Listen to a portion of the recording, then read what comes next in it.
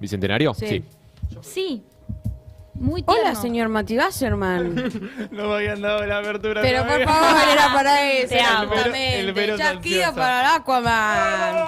¡Hombre, agua! Siento que te extraño. Ahora que ya entramos en confianza pueden conocer la ansiedad que manejo porque cada vez que llego tengo que esperar así 2 minutos hasta que diga bienvenido, Hasta Mati. que Becha se digne a Es presentarlo. terrible. Los 2 minutos más largos de la, La próxima semana. vamos a hacer como Mati. una insinuación. Como Claro. Voy a quedar en offside, ¿viste? Cuando el que tira A el ver, tiro ¿se libre. Vos estuviste en... ¿Qué edad tenías ahí? Yo tenía 13 años, 12 años. Yo tenía 11, sí. ¿Cómo te llevabas con los actos escolares Con los actos escolares del 25 de mayo? me gustaba mucho la preparación, no tanto estar ahí. O sea, como a cualquier Ok. niño le gustaba Y estar sí, con su era- madre y su padre en casita y después cuando tenía que ir ahí. O sea, me gustaba que me vistieran, que me pintaran. Ah. Por eso ¿Hay blackfacing en tu vida? ¿Te han Eh, pintado de corcho? ¿Te has vestido de coronel? Me han pintado de corcho el bigote, más no lo llamaría blackfacing. Ok, bien, no, está bien. Te no, hicieron la Sí, barba. mustache facing. Es man-facing, una Sí. cosa así. Exacto. Más de Me varón. hicieron crecer un poco, sí, total. ¿Y te tocaba ser popular o de la antigua aristocracia? Supongo que me habrá tocado de todo. Perdón, no. ¿No Eras recordás? multifacético. No es tan. Eras Porque- multifacético, es como a Machín. Vos podías hacer. Hay archivo. Acá te quemamos a todos, Es Mati terrible. Wasserman. Ese es el Mira lo segundo. que Es terrible. de malo. El segundo, ¿no? Obvio, ¿cuál voy a hacer? Ay, sos tan Me lindo. destruye. Me lo quiero comer. Sonriendo. Qué lo único pelo lacio preocupaba- que tenía. Sí, re. Che, mirá a Aníbal Fernández ahí en medio. Qué bien. Ay, le mandamos un saludo a los chicos. A quienes no veo desde ese acto casi. Ay, ni me acuerdo el nombre. No, sí, Iván, Ilan, Juli. Qué bárbaro. Bueno, Mati, te toca hoy volver al 25 de mayo, pero de 2003. Nos toca hablar un poco de historia, ¿no? De la linda. Sí, de la linda. Antes de empezar con la economía de Néstor y a charlar un poco de lo que fueron esos 4 años en principio, y después si salen otras cosas respecto a lo que vino después o a lo que estuvo antes, bienvenido. Yo tenía un flash esta semana y es que pasó desde aquella asunción de Néstor, el 25 de mayo del 2003, el mismo tiempo que había pasado, o menos incluso, desde el fin de la democracia hasta la asunción de Néstor, ¿me explico? O sea, 20 Sí. años. Claro. Del 83 al 2003 y 20 años, Sí, ¿no? O sea, la es un mitad de la flash. democracia ya tenemos al kirchnerismo como un movimiento nacional, popular, pero que aparte se sostiene en el poder o en la oposición, pero como un articulador de mayorías, y eso no pasó siempre en la historia. No me quiero meter en la columna del profe Borda, que obviamente de esto va a hablar mucho mejor, me encantaría quedarme, pero venía teniendo ese flash, de decir, bueno, la mitad de la democracia tal como la concebimos estuvo marcada, obviamente con los 4 años de macrismo en el medio, por la llegada del kirchnerismo. Pero bueno, vamos ahora sí a hablar de Néstor un poco, porque hay algo, siento cada vez más, sobre todo desde la unción de Alberto Fernández como candidato a presidente del 2019, hay algo de Néstor de significante vacío. Todos se apropian de Néstor. Todos son Sí, Néstor. sí. Todos son Néstor, Es como con entonces... Perón, pasa Exacto. parecido. Néstor es el que canceló al fondo, pero el que le pagó al fondo. Néstor es el que distribuyó, pero el que hizo crecer. Entonces, es como que hay una bola de incertidumbres donde todos creen que son nestoristas, incluso los que son anti-kirchneristas, por ejemplo Macri, en la última efeméride, no me acuerdo, creo que había sido cuando Néstor ganó las elecciones, no dijo el peor presidente, dijo una oportunidad perdida. Como que podría haber hecho más. Como que el reclamo de última de la oposición es lo que no pudo hacer, no lo que hizo. Ok. Entonces, vale la pena meternos un poco a discutir lo que fueron esos años, obviamente dando lugar a todas las preguntas, pero sí también mencionando lo acotado que va a ser este segmento, en la medida en que hay algo que yo se lo escuché decir a Pepe Rosenblatt, que es: nadie se enamora o nadie es convocado a la militancia para ordenar la macro. O sea, nosotros vamos a hablar de la macro, pero la verdad que para entender el fenómeno kirchnerista no va a alcanzar con entender cuánto creció el PBI en esos 4 años. Nosotros no vamos a hablar de bajar los cuadros, de la política de memoria, verdad y justicia, vamos a hablar muy poco del ALCA, Claro. pero bueno, es ahí donde hay que ir a buscar quizás el porqué de, a 20 años de eso, mañana va a haber un acto que va a convocar a cientos de miles de personas. Está bueno igual, frente a este contexto actual, donde tenés un montón de jóvenes que están discutiendo la macro, los dólares, ¿no? La narrativa Total. libertaria que ayer muy bien contaba José, que está el video subido al canal de YouTube si lo quieren ir a ver, que es que también no solo tenemos argumentos de mística y sociales, sino también económicos. Totalmente. Están Y- probados. Está la economía Eso es muy- clave, porque la realidad es que voy a spoilear un poquito y ir primero a los resultados y después vamos a empezar por de Los dónde factores. veníamos. Exacto. Pero la verdad es que es probablemente, si no el periodo de crecimiento más virtuoso de la historia económica argentina, el segundo. Si uno mira la variable macro que nos enseña en la facultad a mirar, el crecimiento del producto, la reducción de la pobreza, el aumento del salario real, los superávit. El primero son las dos superávit- presidencias de Perón.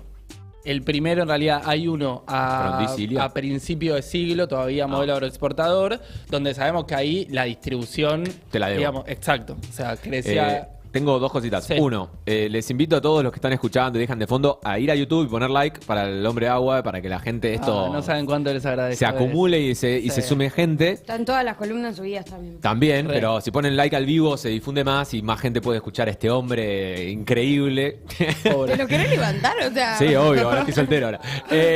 Y segundo, sí, la macro no es todo, pero como ayuda también, ¿no? Porque Totalmente, porque así como eso no explica, digamos, es condición de posibilidad para todo lo otro. Claro. Que sí existió y que de alguna manera convocó a, sobre todo a la juventud, pero a un montón de actores y actrices a la militancia política. Pero vayamos entonces, imagínense, estamos en 2003, 25 de mayo de 2003, el Corralito hace 10 minutos, Sí. el estallido social de 2001 hace menos de un año y medio, todavía un sistema bancario recontra enquilombado, ni hablar la tasa de pobreza, indigencia, veníamos de la convertibilidad, las capacidades del Estado se habían reducido a mínimos históricos, primero porque se había privatizado una gran parte de las herramientas, por no decir todas, con las que el Estado contaba para hacer política, Ajá. pero por otro porque además te habías inmerso en un régimen monetario y político que te tenía atado de manos para desplegar política económica, porque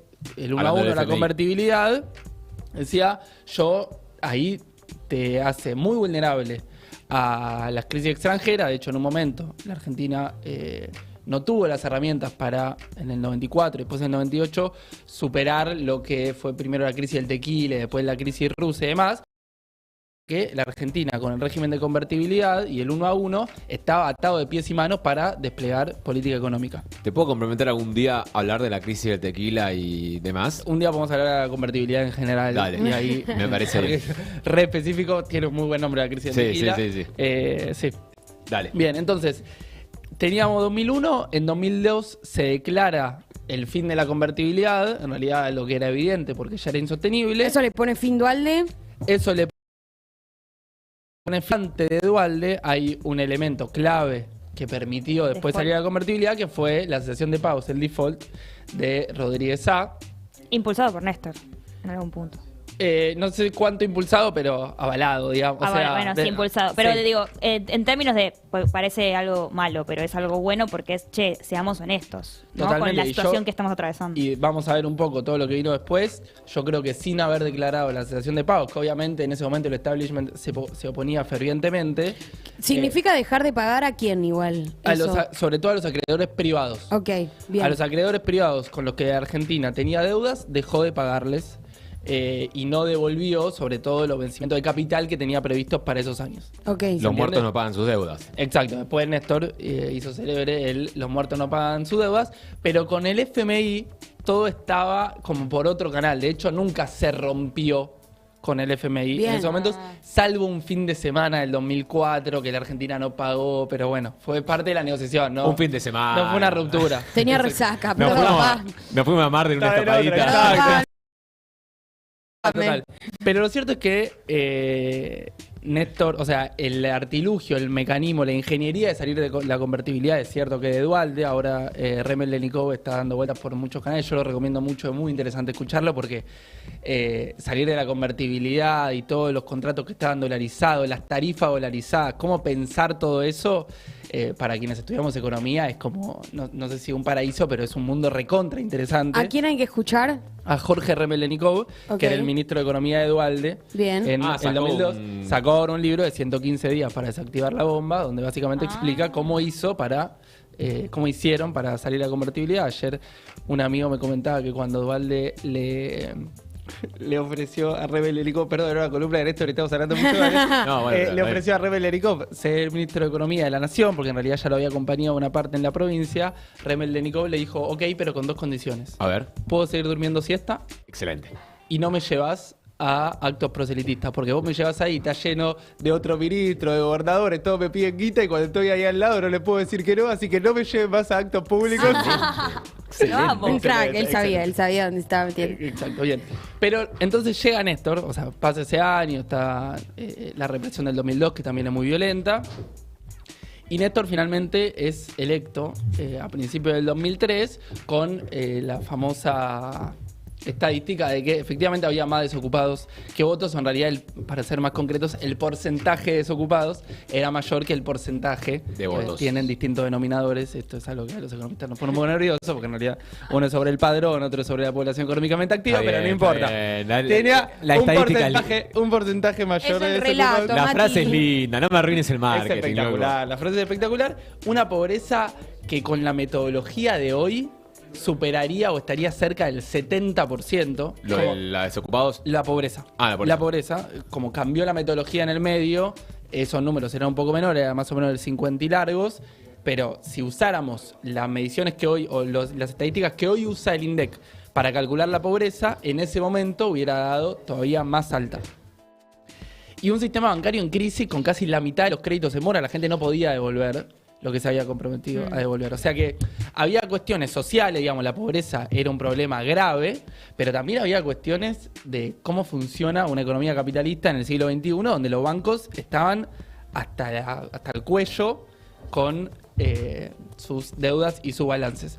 Pero yo creo que lo más importante, lo que verdaderamente cambia, Néstor, y sobre todo a partir de entonces, es que vuelve a tomar el timón de la política económica el presidente.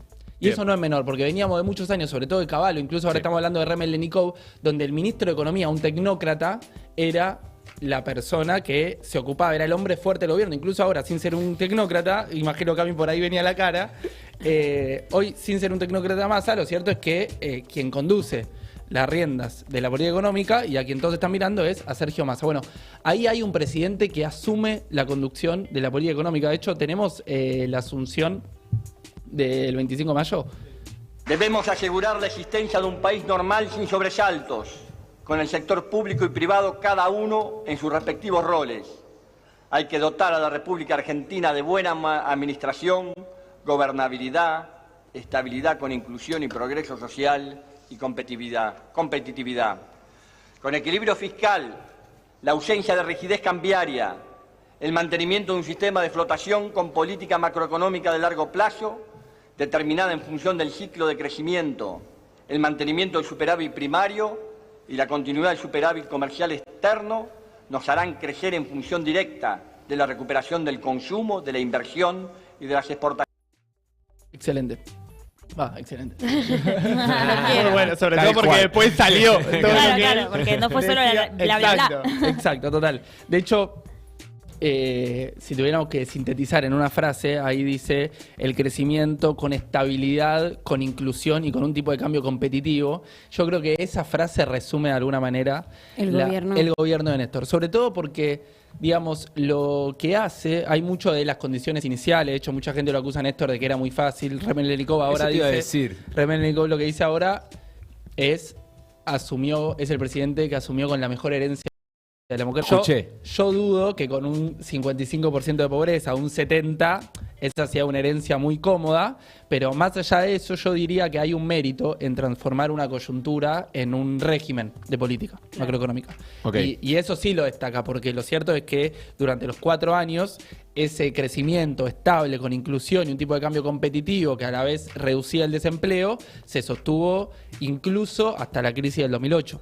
Con lo cual, hay algo. La Argentina tuvo otros años de crecimiento económico con reducción del desempleo. Ahora, sostener eso durante 4 años y al mismo tiempo conservar el superávit fiscal, el superávit de cuenta corriente, que ahora vamos a explicar mejor qué es, bueno, hay un mérito. Y sobre todo hay un mérito en distribuir ese crecimiento, ¿no? Porque vos tuviste durante los 90, por ejemplo, ciclos de altísimo crecimiento, más sin embargo eso no derivó ni en un aumento de la ocupación, ni en una mejora de los salarios reales, ni en una reducción de la pobreza.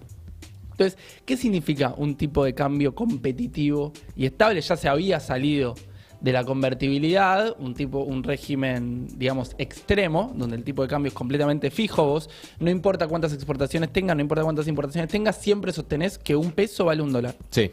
Eso no se adecua demasiado a la regla del mercado, donde hay momentos donde vos para comprar dólares deberías necesitar más pesos porque faltan dólares o viceversa. Cuando te entran muchos dólares, lo que tiende a pasar en economías libres, abro muchas comillas, es que el tipo de cambio baja porque hay tantos dólares que entonces cualquiera puede conseguir dólares. Bueno, va a haber muchos mecanismos, muchas herramientas para conservar el tipo de cambio un nivel más o menos cercano a los 3 pesos, sin que eso derivara ni en un aumento de la volatilidad de precios, ni tampoco en una reducción de las exportaciones. ¿Cómo se hizo? Exacto. Porque es lo que necesitamos ahora, Sí. Total. pero imposible. Bien. O por lo menos Y parece. con deuda también. Vamos primero a describir lo que significa un tipo de cambio real alto o cuáles son las implicancias económicas. Ok. Si vos tenés que el dólar, acordémonos siempre que está estable. Está estable a un nivel alto, eso hace, por un lado, que tus exportaciones sean muy rentables. Claro. Porque la gente con dólares acá puede comprar muchas toneladas de soja o muchos pesos que le permite comprar toneladas de soja porque el tipo de cambio es alto. ¿Me siguen hasta ahí? Sí. ¿Vieron cuando dice necesitamos un tipo de cambio competitivo? Sí, sí, sí. Está diciendo es un tipo de cambio alto, que con $1 puedas comprar muchos bienes argentinos. Claro. Ok. ¿Entiendes? Eso es lo que muchas veces algunos argumentan a favor de una devaluación. Claro. Sí. Porque se supone tus productos pasan a ser más baratos para el Para resto afuera, del mundo. claro. Entonces te compran más. Sí. Eso cuando vendés celulares tiene un sentido, cuando vendés alimentos. soja es un poco, tiene otras connotaciones, pero no importa, no nos vamos a meter ahora en eso. Lo importante es que vos podías exportar mucho, Sí. entre otras cosas, porque el precio de esos bienes que vos exportabas estaban altísimos y además porque vos acá le garantizabas a los que exportabas un tipo de cambio, a los que exportaban un tipo de cambio competitivo. muy alto. Bien. Y eso a la vez funciona de alguna manera como una protección industrial, porque así como vos sos barato para el mundo es caro para vos. Claro. Entonces no hace falta que vos pongas barreras arancelarias, o sea, que vos frenes las importaciones, porque son tan caros los De hecho, productos no de afuera pueden, claro. que la industria no consume de afuera. La Y eso- industria produce acá y los argentinos consumen de bienes argentinos. El problema ahí, porque uno podría decir, bueno, bien, porque eso alimenta y alienta la industria nacional. Pero el Exacto. tema es cuando no hay productos que se produzcan acá. No, y, Efectivamente. Claro, o necesitas importar insumos para producir acá. Porque Bueno, no se están producen acá. dolarizados. Ahí hay algo. No, pero hay cosas que se producen acá, pero con insumos de afuera. Eso también tiene que ver con Pero la cadena esos productiva. insumos tampoco se producen acá. Bueno, Sí, bueno. sí, bueno, Es la obviamente. restricción- Es la restricción externa, Claro. digamos. O sea, en un momento, y de hecho no vamos a spoilear, pero en algún momento este ciclo de crecimiento se va a topar con la Con restricción externa, sobre todo alrededor del área de energía. Es donde va a estallar, digamos, primero. Es Pero- lo que más le cobran, claro. Es lo que más le Pero cobran. si Massa dijo que ya somos mitad agroexportador, mitad de energía para este fin de año. No, No, bueno, pero estamos en 2006 todavía. Ah, Te adelantaste Claro. 16 años. ¿Qué pasó, bro? La No, ansiedad. pero Claro, claro. también hay otro punto ahí, por ejemplo, que va a decidir el gabinete de Néstor, o Néstor particularmente, con las tarifas, es hacerle pagar a las empresas energéticas la rentabilidad de los años previos. Es decir, cuando vos devaluás, pasa a ser más cara la energía para los proveedores de energía y sin embargo las tarifas estaban congeladas. O sea, le aumentaron los costos y no Claro. pudieron aumentar el precio. Claro. Entonces es obvio que eso lo vuelve menos rentable. Y Néstor no negaba que eso lo volvía menos rentable. Lo que decía Néstor, y que es algo parecido a lo que va a hacerse con la reestructuración de la deuda, que ahora vamos a charlar, está bien, es verdad que vos ahora sos menos rentable porque en los 90 Eras una locura. volabas. Ok, eso te iba a preguntar. Volabas a costa de lo que tenían Sí. que pagar los argentinos de su salario para tener un poco de electricidad en su casa. La fiesta del Entonces, neoliberalismo. exacto, un poco lo Bien. que va a hacer Néstor con las energéticas durante un primer momento, después hay discusiones, como bien decía Becha, de en qué momento debería haber soltado ese régimen de tarifas congeladas, que también va a fundamentarse en lo que le decía, en la reestructuración de la deuda, de hacer pagarle a los ganadores de los 90 la recuperación de los 2000. Sí, bueno, acá alguien tiene que financiar esta recuperación, alguien tiene que, de alguna manera, ceder un poco para distribuir. Bueno, vayamos a ver quiénes ganaron. Quiénes ganaron en los 90. Y ahí están las empresas de energía, por ejemplo, muchas que habían sido privatizadas en los 90, y también están los acreedores privados a quienes se les había dejado de pagar en el default del 2002. Entonces ahí aparece una negociación que debe haber sido carnicería total, donde vamos a meternos directo en el resultado. Hubo varias propuestas que fueron rechazadas y demás, donde finalmente los acreedores aceptan una quita de capital del 65%. O sea, de cada $100 que debía la Argentina va a pagar 35. Esto en contexto, ¿no? Porque vos me lo decís así, wow, alta quita lograron. Alta quita. En contexto, ¿es alta quita? Es alta quita porque además varias cosas. Primero, digo, con otras deudas, con otras negociaciones. Fue el default más grande de la historia del capitalismo reciente. O sea, 70.000 millones de dólares que un país soberano dejó de pagar. No es lo mismo que, no sé, las Islas Caimán pagaron, claro. O sea, Argentina es un país importante, es un país de ingresos medios, que haya decidido cancelar o suspender los pagos de la totalidad de su deuda privada, o sea, de la deuda pública con privados, es un monto importante. Dejamos de pagar 70.000 millones de dólares y 4 años después Néstor dijo, ¿sabes qué? Te voy a pagar el 35% de eso. Exacto. Espera, perdón. Esta negociación que decís que tuvo con las empresas de energía y los acreedores José privados. está en clase literal. José está en Yo clase, estoy literal tomando apuntes. Sí, Pero porque nunca los tomo y después me arrepiento. Entonces dije, hoy lo voy a hacer. Cuando vamos al default decimos no vamos a pagar esos 70.000 millones de dólares. Y después él, en 2004, lo cita a las personas a las que le debía plata y le dice, yo no te voy a pagar ese 100%, te voy a pagar un 35%. Lo que dice básicamente es, la Argentina entró en la crisis más importante de su historia, entre otras cosas por su culpa. Por el endeudamiento externo que tomó con ustedes. Y ustedes sabían que era riesgoso. De hecho, ¿qué pasa? Vieron que se habla mucho del riesgo país. El riesgo país básicamente es la tasa de interés que paga un país cuando toma deuda. Bien. Como en economía hay medio una regla de que a mayor rentabilidad, mayor riesgo, cuando un país es riesgoso, paga una tasa de interés más alta. Claro. O sea, para que me presten, tengo que ofrecerle una rentabilidad mucho mayor. Bien, sí. O sea que en realidad, quienes le prestaban a Argentina ya sabían que estaban tomando un riesgo. Claro. Por eso estaban cobrando tantos intereses. Claro. O sea, cobrar intereses altísimos y además asegurarte que vas a cobrar siempre, bueno, no es negocio y así no funciona la economía. ¿No es algo parecido a la usura eso? Nosotros yo no hablo tanto de usura porque creo que es más bien algo moral y algo incluso jurídico. Creo que hay un delito de la usura. Claro. Como yo siempre me centro en lo económico, Okay. no tengo claro bien cuándo deja de ser una No, deuda eso no es irrisoria. ilegal, claro. Exacto, no hay, yo hasta donde sé no es ilegal. Son nada las reglas del mercado. Son las que reglas del mercado. todos... No, pero existe la figura de la usura. Vos, si yo te presto plata que yo sé que vos no me vas a poder devolver y te cobro una tasa de interés altísima, eso es usura. No, pero bueno, en el marco del mercado financiero... Lo del Fondo Monetario Internacional con Macri es usura, por ejemplo. No, no es, o sea, sí. En el marco del... Bueno, no voy a discutir No, esto, exacto, hay que pero es en preguntarle el a un marco abogado. del reglamento del Fondo Monetario que se también cometió es- un crimen, no en el marco del préstamo en sí o de la tasa de interés que se pagó. Pero bueno, es ilegal. si Es una va en contra herramienta, del marco del bueno, es una herramienta de condicionamiento político y económico a países periféricos, sin duda. Claro. Después, ¿cuál es el código legal que le cabe? Desconozco, pero sí hay algo interesante en, primero, que hay una trampa en realidad, y es que muchos de los que le habían prestado a la Argentina en los 90, cuando en 2002 la Argentina entra en cesación de pagos, ellos se encontraban con papelitos que decían que a 2010, 2012, no importa, iban a cobrar determinada plata, pero además esos papelitos le garantizan que año a año van cobrando algunos intereses. Claro. Entonces, cuando la Argentina entra en cesación de pagos, esos papelitos pasan a valer nada y la gente se los quiere sacar de encima porque ya no les sirven de nada. Claro. Entonces, quizás un papelito que decía que iba a cobrar $100 en 2010, va a alguien, un fondo de inversión norteamericano, y le dice, yo por este papelito te ofrezco $3. Y la verdad que entre 0 y nada, entre 0 y 3 dólares, prefiero cobrar esos 3 dólares.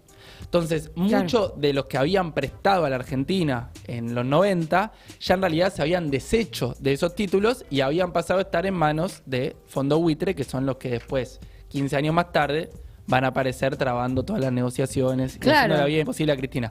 Pero ahí hay otra cosa además. El grueso, la enorme mayoría, más de 2/3, acepta el canje. Es un canje muy exitoso que además no contó con la venia del FMI. O sea, la Argentina medio que se cagó en el FMI. No van a venir a buscar por encima las palabras. Medio que saltió al FMI, con quien no tenía buenos vínculos, pero que todavía estaba en la Argentina, porque la Argentina todavía tenía un préstamo vigente con el FMI en 2004-2005, cuando toda la reestructuración con privados ocurre. Y al FMI siempre le gusta estar en esas negociaciones y sobre todo le gusta mediar a favor de los acreedores. Y Néstor y Lavagna le van a decir, acá no pinchás ni cortás, decidimos nosotros. Soberanía. Y logran esa quita y esa reestructuración, que yo entiendo que no sea muy romántica, pero a mí como economista me convoca, la verdad, esa negociación con privados. Y como si eso fuera poco, un año después, deciden, tenemos el spot de... No el spot, el acto. En diciembre del 2005, Néstor ya había logrado la reestructuración con privados, sale a dar un acto a finales del 2005, y esto es lo que dice.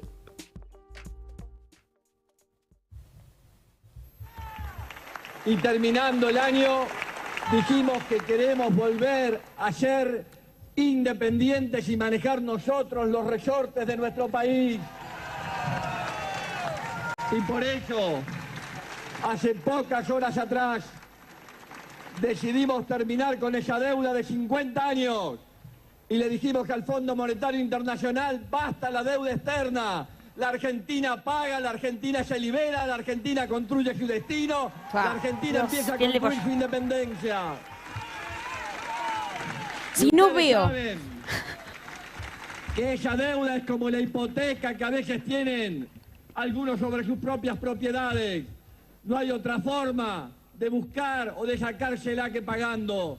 Hay algunos que querían que sigamos debiendo para seguir siendo intermediarios del lobismo del fondo.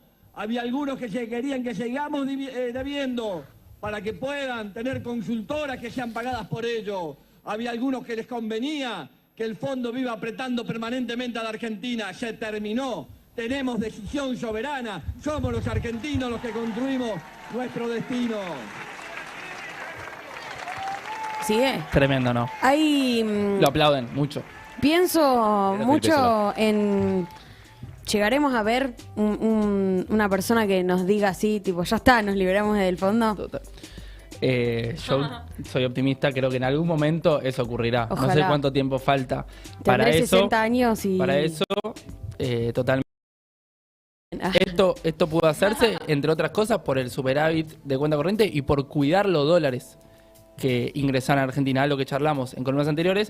La Argentina tuvo superávit comercial en estos últimos años, es decir, le vendió al mundo más de lo que le compró, y sin embargo esos dólares se fueron por pago de deuda, por fuga de capitales, por turismo al exterior, es decir, no hubo un manejo responsable. La verdadera de esas austeridad divisas. es la de Néstor, no la de estos que pretenden recortar el gasto. Néstor tuvo superávit fiscal de cercano al 3% durante todo su mandato. Claro.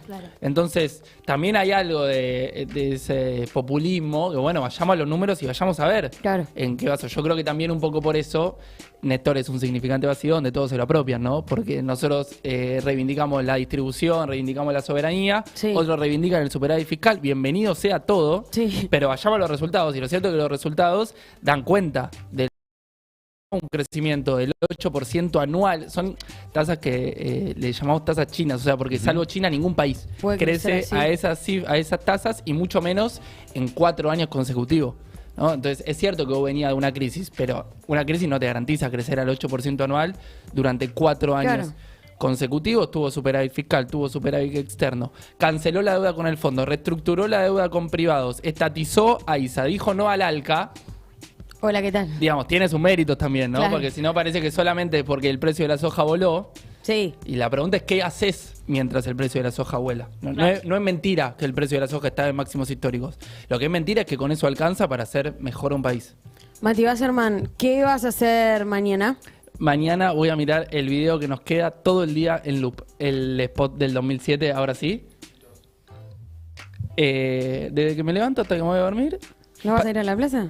salvo el periodo que esté en la plaza, que ahí lo miraré del celular. A mí me parece que el FMI fuera una banda de caballos. De caballo. FMI Es el spot de Cristina Presidenta en 2007. chocó contra la luna.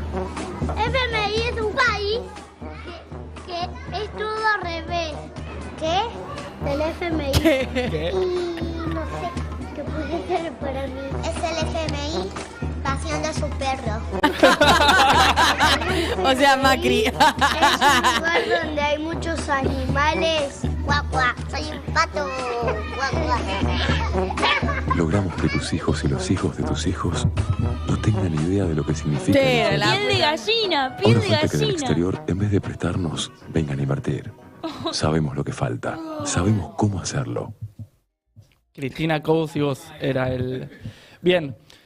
Qué duro, ¿no? Los Sí, hijos de sí, nuestros sí. hijos van a Villa saber. Time. Los hijos de nuestros Me hijos van a has hecho saber. llorar. Sí, tremendo. Bueno, nos quedaba solamente un grafiquito de resultados, que es básicamente lo que acabamos de charlar, pero con una imagen del libro, nada más ni nada menos que de Matías Culfas. ¿Lo leíste? Pero Lo leí. Muy bueno. Lo leí. Yo ¿El también lo último? leí, lo recomiendo. No, el anterior. Ah, el ah, de Los tres los tres kirchnerismos.